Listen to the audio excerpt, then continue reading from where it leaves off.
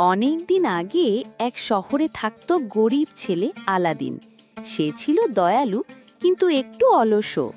একদিন এক অচেনা জাদুকর চাচার ভান করে আলাদিনকে নিয়ে গেল এক রহস্যময় গুহায়। সেখানে ছিল অগণিত সোনারত্ন আর এক পুরনো মলিন প্রদীপ।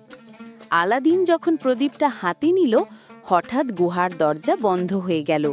ভয় পেয়ে সে প্রদীপ ঘষতেই বেরিয়ে এলো এক বিশাল জিন। জিন বলল, হে প্রভু, আপনি যা চাইবেন তাই হবে। আলাদিন জিনের সাহায্যে গুহা থেকে বেরিয়ে এলো। পরে সে জিনকে দিয়ে সুন্দর প্রাসাদ বানালো, রাজকন্যা জেসমিনকে বিয়ে করলো আর সবাই তাকে ভালোবাসতে শুরু করলো। কিন্তু সেই দুষ্ট জাদুকর আবার ফিরে এলো। সে কৌশলে রাজকন্যাকে ফাঁকি দিয়ে প্রদীপ চুরি করল। প্রদীপ হাতে পেয়ে জাদুকর ভয়ঙ্কর শক্তিশালী হয়ে উঠল। রাজ্যে নেমে এলো অন্ধকার। কিন্তু আলাদিন ছিল সাহসী। বুদ্ধি খাটিয়ে সে আবার প্রদীপ উদ্ধার করল আর জাদুকরকে হারালো। শেষে আলাদিন নিজের জন্য কিছু না চেয়ে জিনের মুক্তি কামনা করল।